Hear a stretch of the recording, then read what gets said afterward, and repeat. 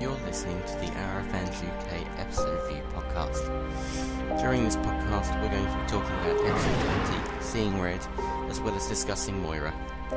You can get in touch with us via Facebook, Twitter, or email to give your thoughts.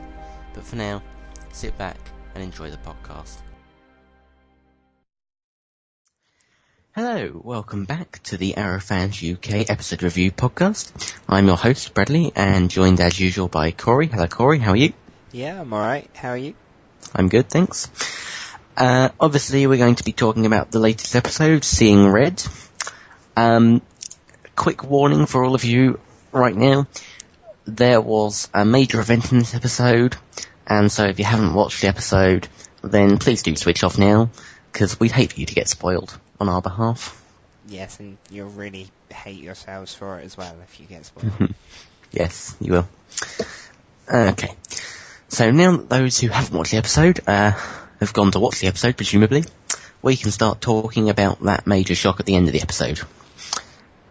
Yeah, genuinely didn't see it coming. It's funny, when you watch it a second time, you can kind of see the little hints there that something might happen. But, no, first watch, that took me completely by surprise, and how brutal that was. Yeah, I said last week that I wasn't really expecting much from this episode, from what we kind of put together before, but that really didn't last long, you know. I really didn't expect something that big to happen. No, especially, I think, you never expect, like, a major character to die anywhere near, anywhere before the finale, really. Yeah, it's just another game changer, I guess, and it's going to be interesting to see what happens next. Yeah, because Moira obviously was a main character, and now that obviously, as you say, you don't expect it to happen before a finale, really. I mean, mid-season finale maybe, but finales are usually, or close to the finales, are usually when you kind of have that big impact death. But actually, if you look at it, it's actually much better when they do these kind of deaths in the middle of a season, just to kind of take it, because sometimes if you have a death in the finale, it almost seems like you're putting a death in the finale just because it's a finale, and you have to deliver that huge blow. Yeah, I know what you mean with that. I think it worked. It worked alright in Sacrifice with Tommy, but I think I've watched some shows where, they just kill for the sake of it, really. Yeah, and that's kind of the worst bits of it. Like, as long as it's in there and it kind of seems like it should happen, then great, put it in there as much as you want. But if you kind of just go, it's a finale, we need a death. Yeah. Then it won't work. Especially not if you kind of just, on the few days before I assume they kind of write out kind of an outline of episodes, so just kind of with the outline, okay, we're going to kill off this character. Well, because with Tommy and with Moira, you've had these sort of big character episodes for them before their death. Yeah. So obviously the writers have planned this from weeks before, written in these kind of development, and then killed them. And it kind of seems like they've been paid off really well, and all their stories sort of done, really. Yeah. So yeah, that was obviously the big moment. We obviously had Roy out of control. It is sort of a credit to Colton Haynes here, because although the story of kind of Mirakuru has made him completely crazy, and Sarah reckons they need to kill him, Colton Haynes does a fantastic job of turning a sort of average, possibly a little bit overused storyline into something really interesting to watch. And I think he only said 2 words. Yeah, it's just kill me at the end or something. Apart from that, he's quiet the entire time. But I mean, it really worked.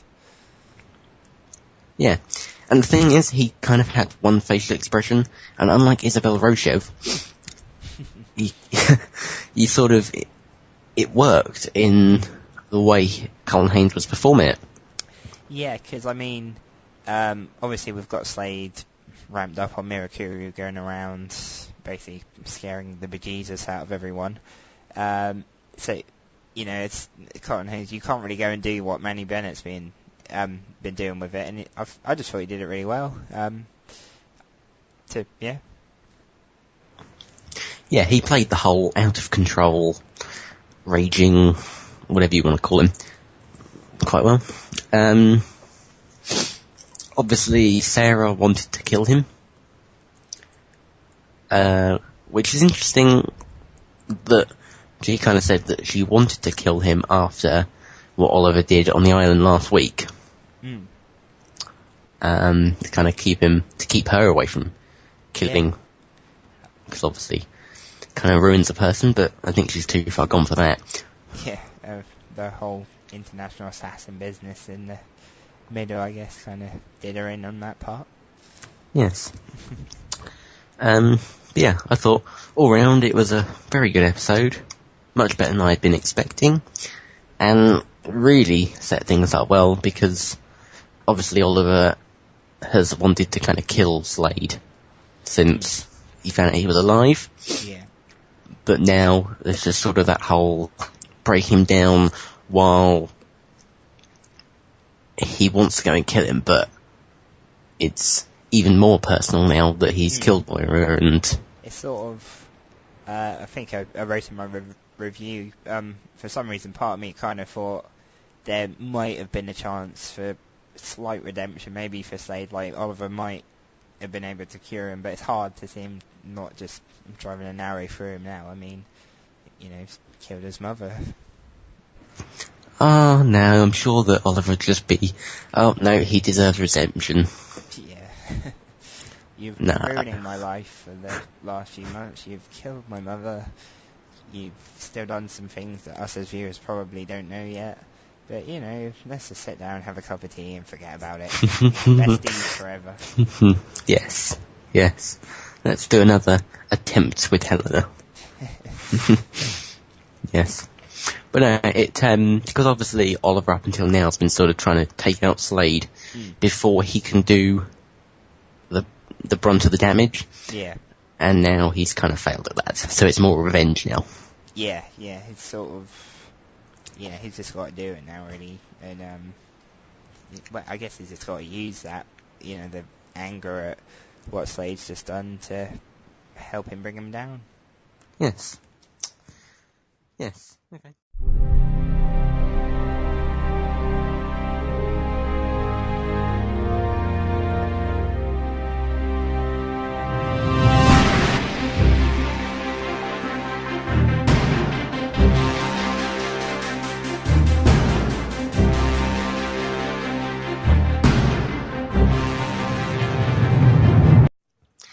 Okay, so we'll move on and talk about Moira, more specifically. Obviously, she did die in this episode.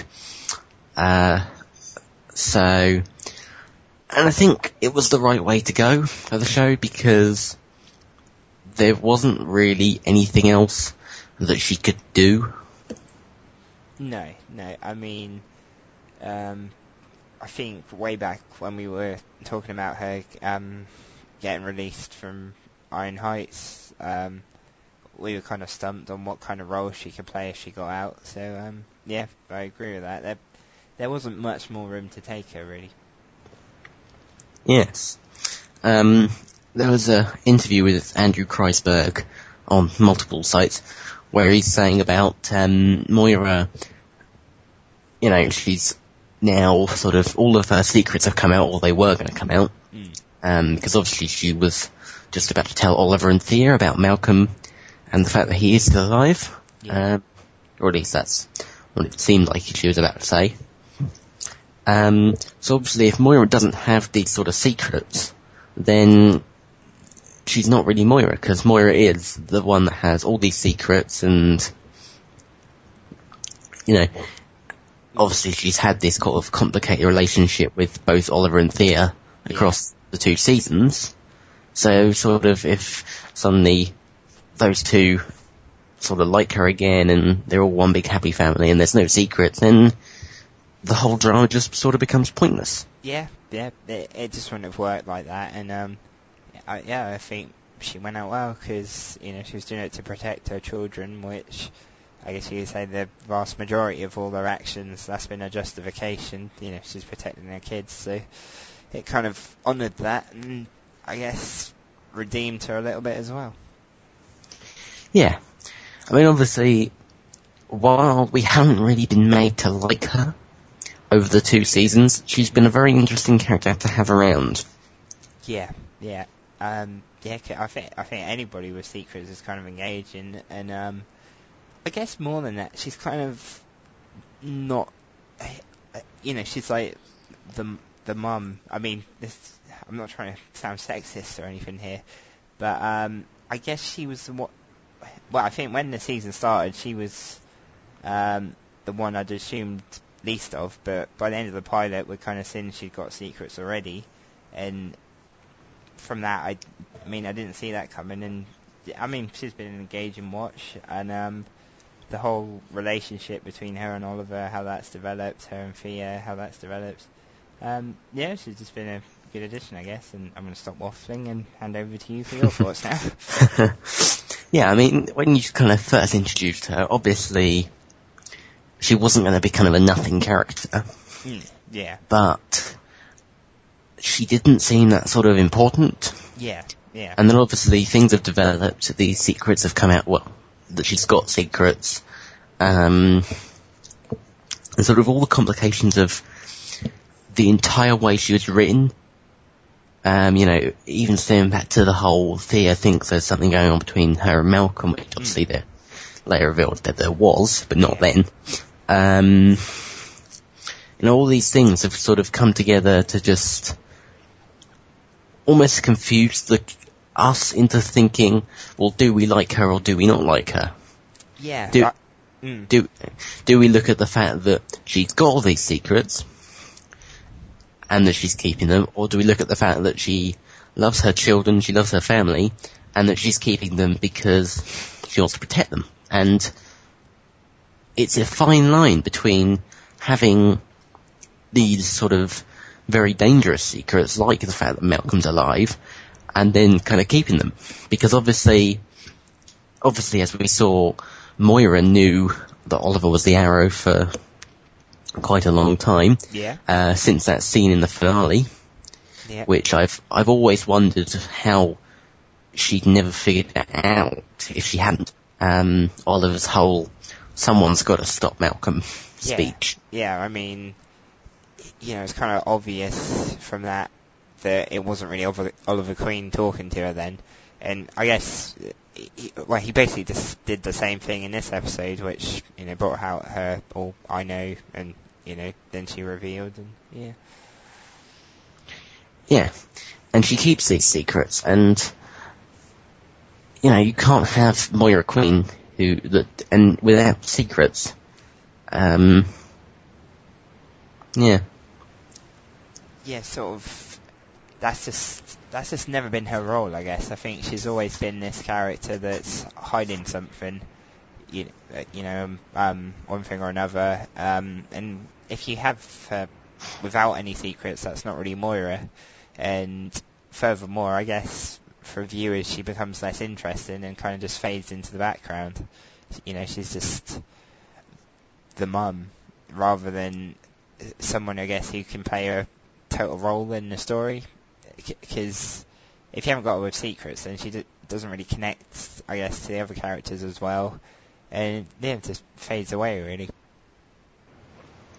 Yeah, and if she'd become mayor, then, Sebastian Blood would have probably killed her anyway. Yeah, true. But it didn't really seem like the right path to go down in the first place, kind of making her mayor. No. But I suppose, I think, like with Tommy's death, it kind of threw a spanner into it that now every character we know is now going to be affected by this. Yeah. Not only is every character that we know going to be affected by this, but the entirety of Starling City is, because obviously she was winning the mayor polls by a landslide. She was going to become mayor, and now suddenly it's Sebastian Blood that's going to become mayor. Yep. So her death comes really at the right time for everything involved, really. You know, Slade's revenge plan, while we think that actually he couldn't care less if Sebastian Blood destroyed the city or not. He's going to help him, obviously, but he doesn't really... Sebastian Blood could fail completely. Yeah. You know, get killed or whatever, and Slade wouldn't care because obviously he wants to target Oliver. Yeah. So it kind of falls in perfectly that actually it benefits him and Blood. Yep, I'd echo that pretty much. Do you think when Slade got Oliver to make that choice that was kind of what he was hoping would happen, or, you know, that Moira, one way or another, would be the one that he'd kill? I don't really think Slade cared. Do you mean that Slade hoped that, or that Oliver hoped that? No, Slade hoped that, but I think you're probably right. He didn't care. It was just about making Oliver suffer and have to make that choice again. Yeah, and obviously, sort of, it wasn't like we had... I mean, it was almost a perfect recreation of it, just with kind of a different relation, in that Sarah and Shadow were both characters that Oliver loved. Yeah. And Moira and Thea were both family members.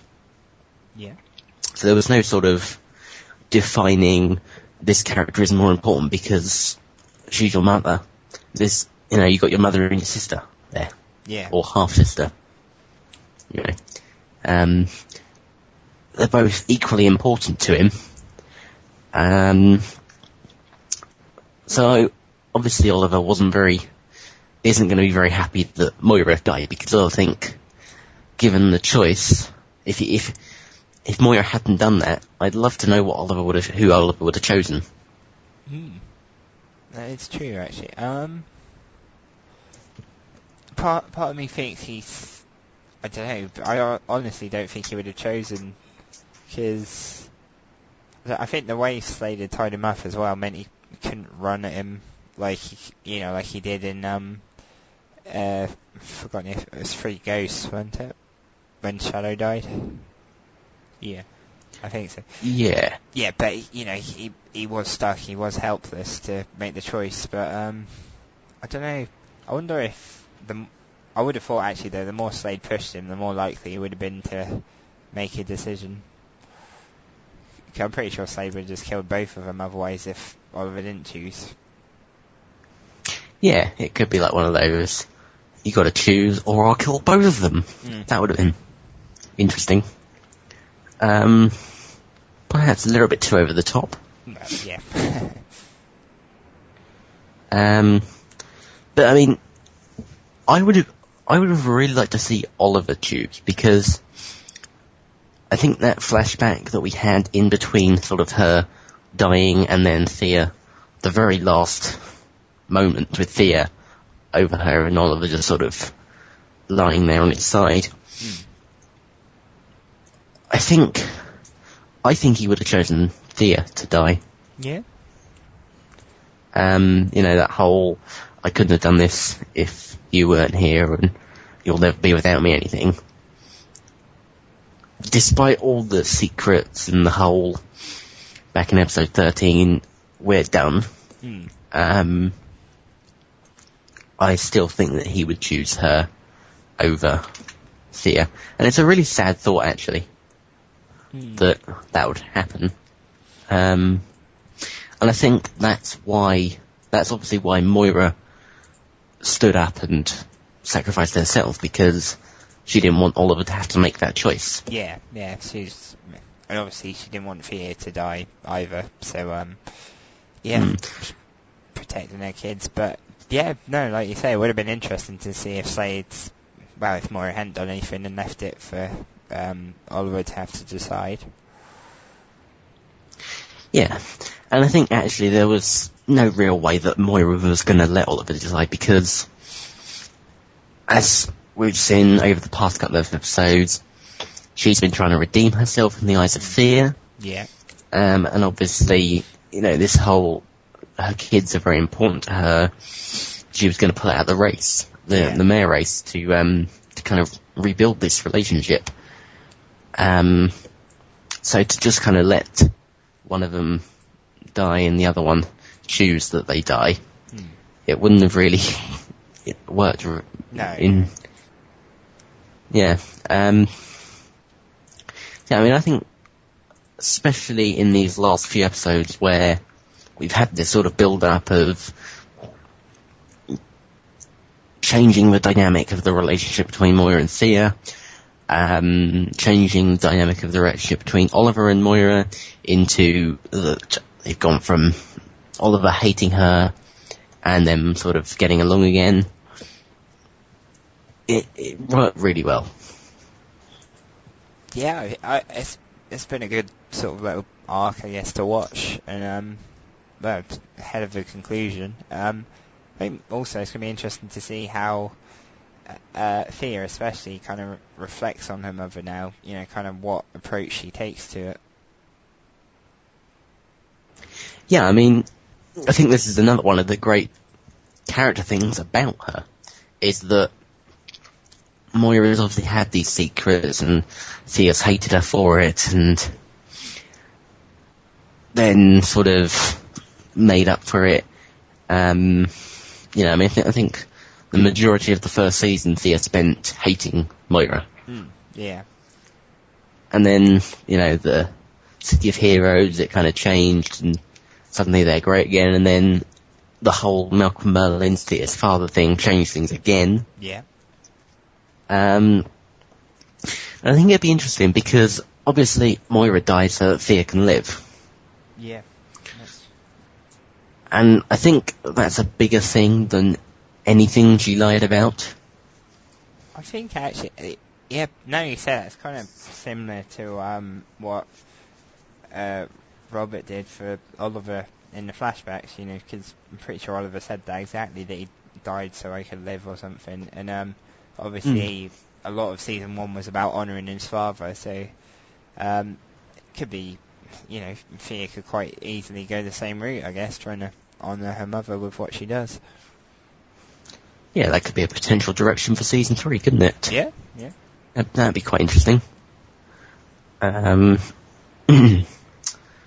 I mean, I think this whole arc with Moira has been handled really well. They've certainly gone from us sort of sitting around thinking, well, she's getting off on her trial, she's being released to Starling City. What kind of life can she have? What can she do? What's her purpose in the story? And they obviously found one. Yeah. And put it into action very well. Yeah, I mean, I think I've actually liked this whole storyline a lot more than I thought I would. Because I remember the first few episodes where they're kind of talking about her becoming mayor, and I was just sort of thinking, really? Because, she'd helped kind of destroy half of the Glades and stuff, and you're kind of thinking, how's she gonna, logically get support for that and stuff? But like you say, I think it's been handled really well, and had a pretty satisfying and impressive conclusion to it all. Yeah, and I think certainly the flashbacks in this final episode really helped kind of put it along that this is it for her, really, that we can see Oliver and Moira's relationship 7 years ago, look at it now, maybe a little frayed, but it's still there. Yeah. Yes. Okay. Obviously, very sad to see Moira go, and Susanna Thompson to go as well, because she transformed what could have otherwise been quite dull storyline for Moira. I mean, I know it's not really dull, but the way Susanna Thompson played it really helped sort of engage viewers, I think. Yeah, I think she's really brought Moira to life, and it's been a very good watch. Yes, it has. So hopefully we'll see her in flashbacks, or as a ghost, I don't know. Yeah, another ghost. Yes, but yeah, it's been a great run of having Moira around, and should be interesting to see where Oliver and Thea go from here. Yep, yeah. Okay.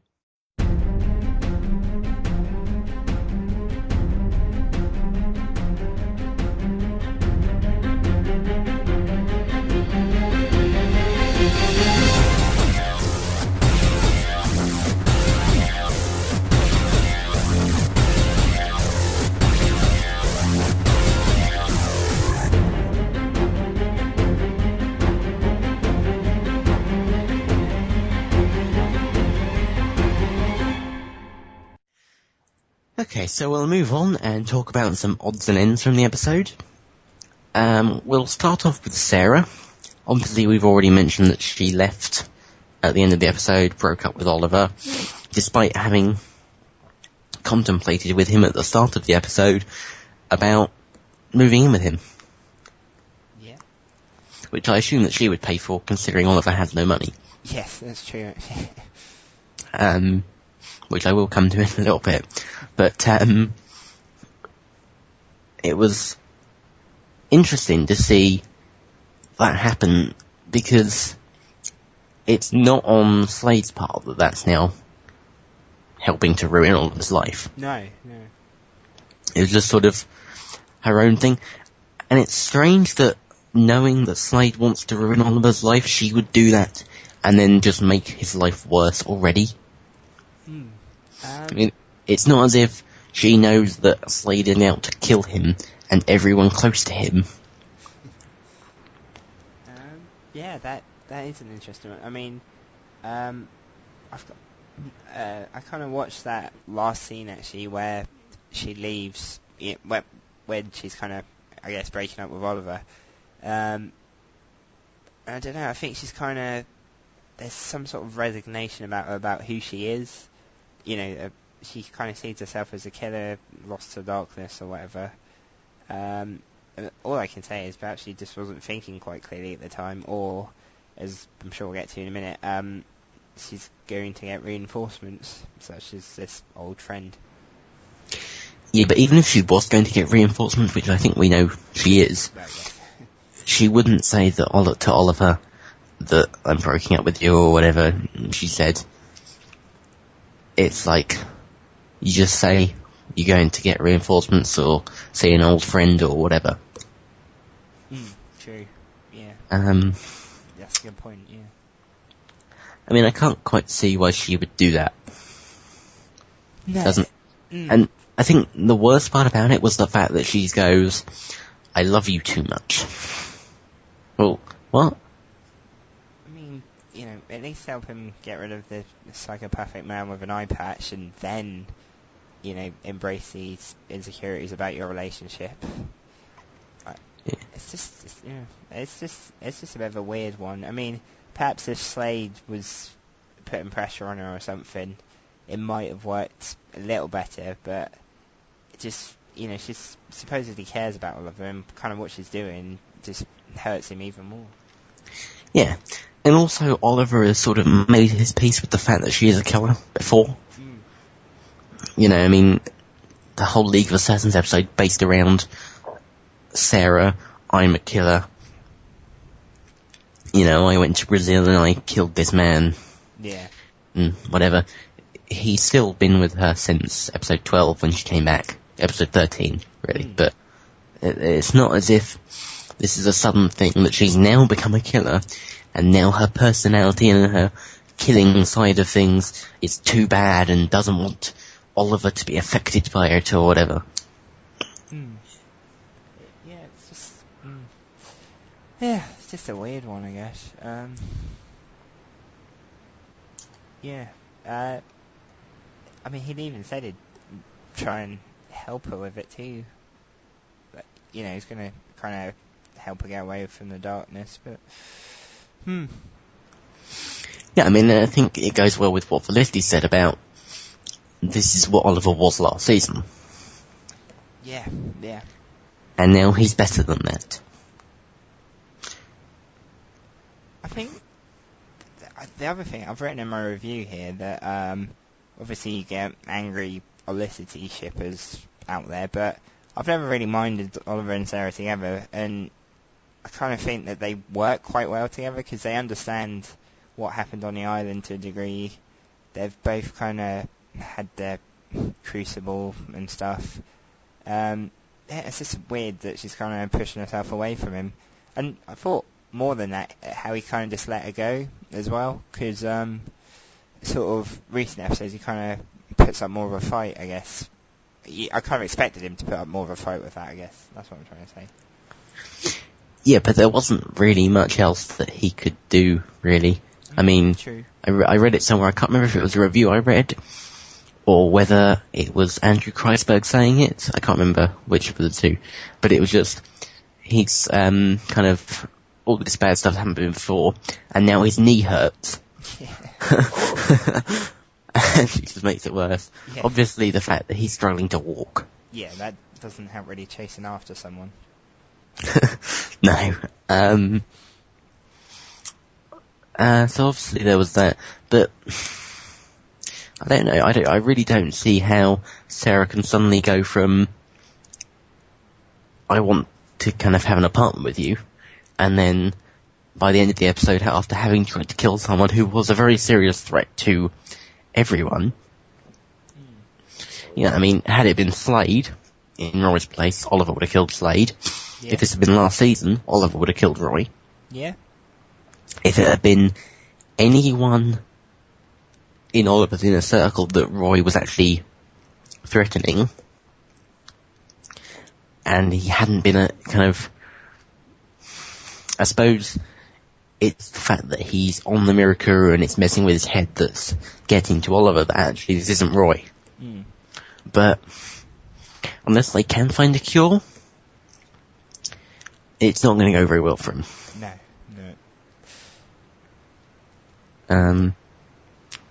So there was obviously that. The old friend that Sarah's going to see, who's that then? Who do we reckon? I've kind of thought about this one. I think we already know Nyssa is going to return, but it seems odd she'd refer to Nyssa as an old friend. Well, she sort of is, I suppose. Yeah. As we've seen before. Yes. I'm guessing.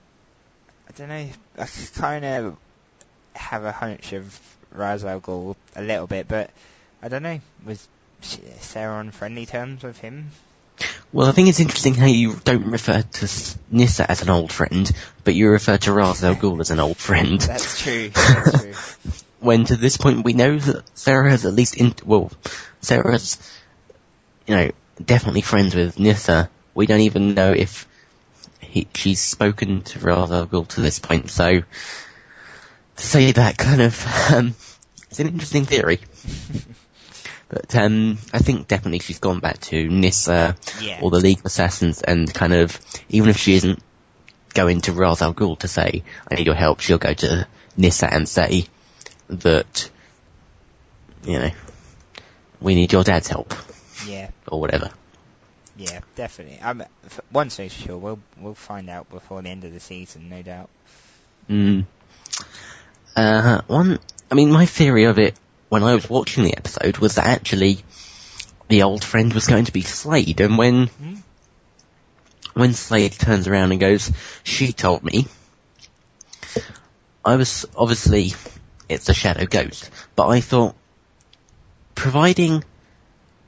obviously, he is still, we saw this a couple of weeks ago, that he is under the influence of Shadow's ghosts, but if Sarah was working with Slade, actually, it would have made a lot of sense for her, obviously, to break up with Oliver, and then for Slade to actually know what happened. Yeah, that's true. Because I know she's a ghost, so she couldn't really kind of tell Slade what happened, because as far as I know, and not that I've seen a ghost, but you wouldn't be able to make up a true story in your head when you're seeing a ghost. You'd have to use something you know. So I don't know, I guess, obviously, Slade heard what Ivo said, and I'm guessing perhaps he's come. Shadows probably keeps telling him what Ivo told him.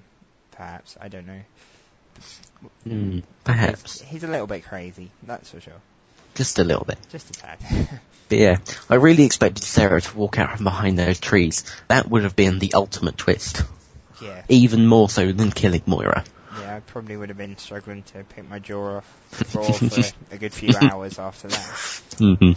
I think we'd still be in shock from this episode. Yeah. Season 5 finale? Yeah, all our podcasts up until then would just be stunned silence. Yes, just shock horror.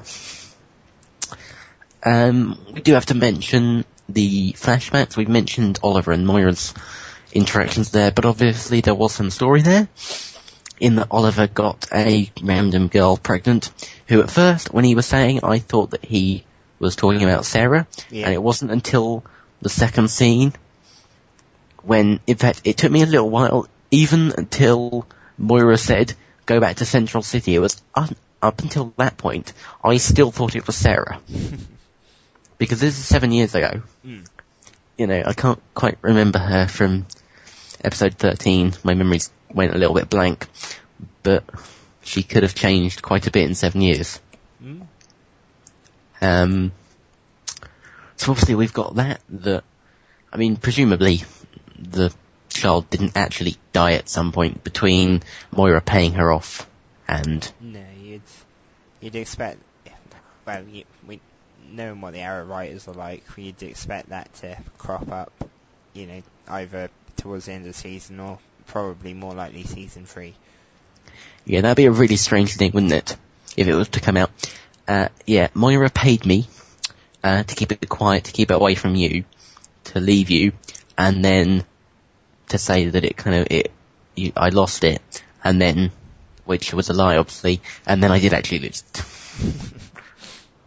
Why couldn't you just told us that she did actually lose it in the first place? That would have just made life so much easier. Yes. And obviously it wouldn't work well in conjunction with the fact that it does sort of change Oliver's life a little bit. Yep, true. I'm not quite sure how Laurel would react if she was to find out that back then when they were together, he got a girl pregnant and now has a 6-7-year-old son. Yes, true. Don't think she'd be too fond of that. No. It took her 5 years to get over Oliver taking Sarah on the Queen's Gambit. Yeah, she probably wouldn't be best pleased about that one. No, I wonder if she'd just then do a news broadcast, Oliver Queen is the Arrow. Yeah. That'd be a very strange thing. Why did you tell us this? Because Oliver got a girl pregnant 7 years ago when we were together. That would be worse than Slade holding the grudge. Yes, that would... that would make Slade's grudge look rather rational in comparison. Yes, definitely. The only other thing I have really in this section is Felicity's comment about the Tibetan viper venom. Yeah. About not buying it over the counter unless you're in Tibet. Then maybe. Yeah, that was a good one. I like that little scene as well, when Oliver injected a load of stuff into his leg. I don't actually know what that was. I swear it looked like it's... Lidocaine. Yeah, that's it. I couldn't remember what it said. Yeah, I know, it did say it on the thing, I just couldn't... yeah, but we had that, she was... Okay, so the correct dose is... He describes it, all of it. Yeah. It was just Felicity's face as well, where he's just like... I don't think you're supposed to do that. Yeah. Yeah. Yes. She wasn't really used that much.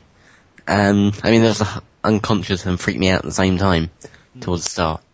But I think we've said it before about other characters that she wasn't really needed that much. No. It would have felt overcrowded if you'd kind of... Well, it would have been forced, obviously, if you'd had more of her in this episode. Yeah.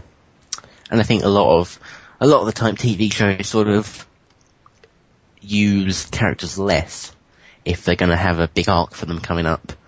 And I think we've got some stuff coming up for Felicity at some point.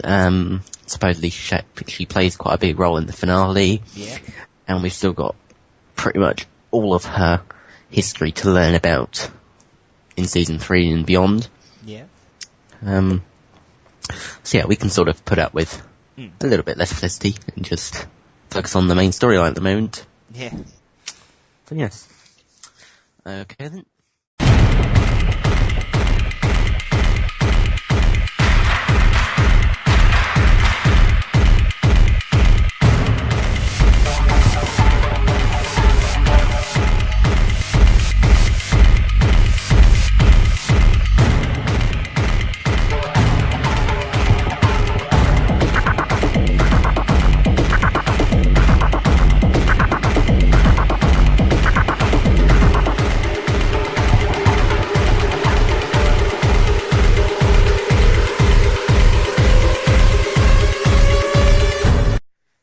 So we'll move on and talk about next week's episode. It is called City of Blood. We did actually, a few weeks ago, sort of predict that Moira was going to die at some point, presumably maybe before this episode or during this episode, because City of Blood kind of implies that Sebastian Blood rules over the city. Obviously you've got him as his alter ego, Brother Blood, and potentially he could just be ruling there, but considering he's running for mayor, it's quite likely that he was going to get mayor, basically. Yeah. And we were right. Yeah. Well, about Moira's death, anyway. I'll just throw it in there, having us, after we said earlier that we didn't expect it and we had no idea it was coming. Yeah. Believe whichever of it that you want. I will read the press release here. Oliver considers his options against Slade. After Slade threatens to take everything Oliver loves away, Oliver decides the fastest way to stop further bloodshed is to surrender to his enemy. Knowing that surrender will surely lead to Oliver's death, Diggle and Felicity go to extreme measures to keep Oliver from confronting Slade. Meanwhile, Thea considers leaving town, and Laurel resumes her crusade against Sebastian Blood. Finally, Slade unleashes his assault on Starling City. There's a sentence in there that really annoys me. Yeah. Guess which one it is? I have a feeling it might be the last one. The Laurel one? Mm-hmm. Yes. Resuming her crusade against Sebastian Blood. Fantastic. Where does that kind of come from? I have no idea. Probably some sort of drunken, drug-induced idea. She'll probably start blaming the Arrow soon. Yeah, even though she knows who he is. Yeah, it's going to be like, oh my god, Oliver is the one behind all of this. Yeah. Apart from that, it does look quite good. Yeah. I think it's interesting that Oliver's sort of giving up.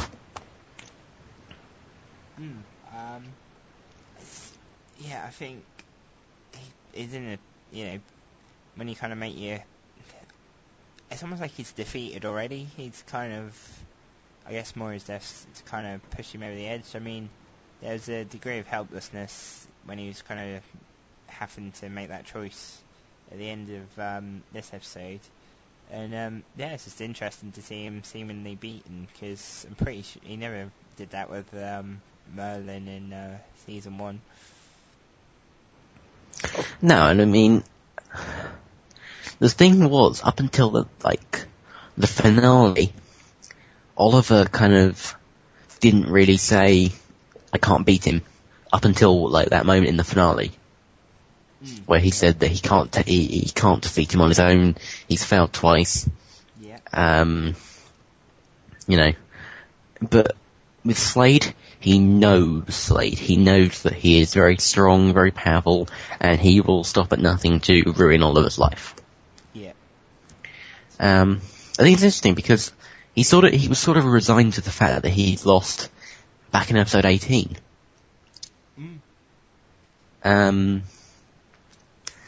So I mean, I don't really think he went back on that. I mean, Thea coming back to him quite quickly would have helped. Yeah, Yeah, definitely.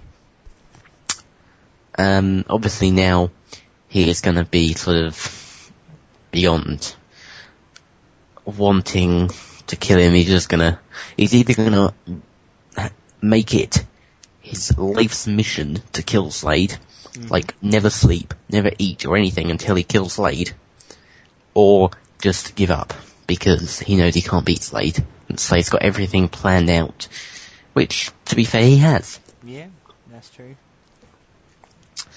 And I'm not sure, perhaps maybe if it wasn't for the fact that Slade said last week, or in this episode, I'm already getting ahead of myself, it said in this episode, one more must die.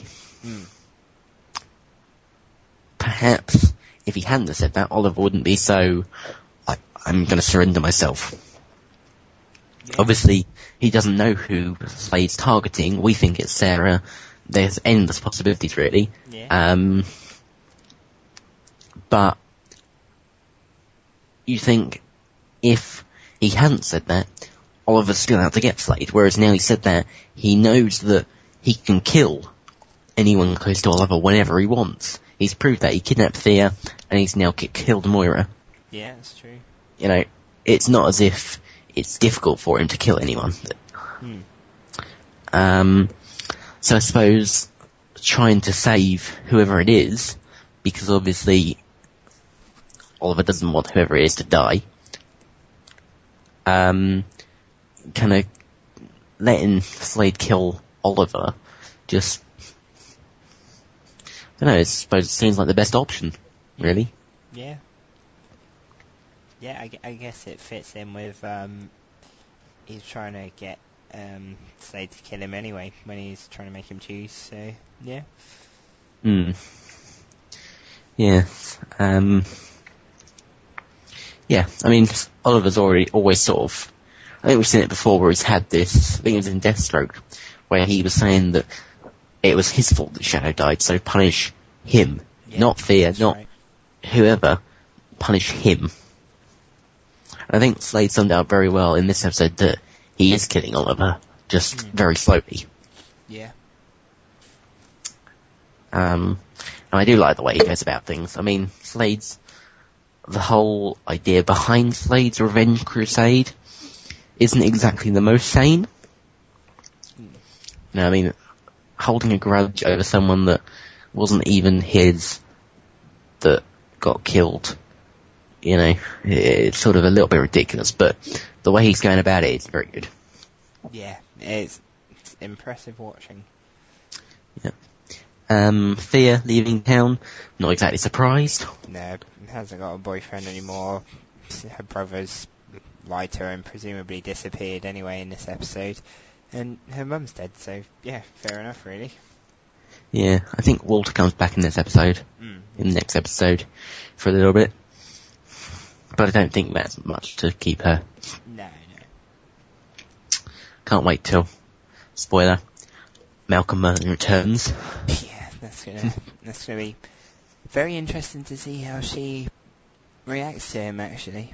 Maybe she'll make one of her little threats that she was going to make to Slade. Yeah. I wonder what kind of threat she can make towards Malcolm Merlin, who destroyed half the city and killed 503 people, including his own son, her half-brother. Yes, who she tried to kiss. Yes. Yes. Yeah, it does look like it's going to be a very interesting little run of episodes here. Yeah, there's going to be a lot to talk about, I feel. Yeah, so, hope you all enjoyed this podcast, and we will see you next week.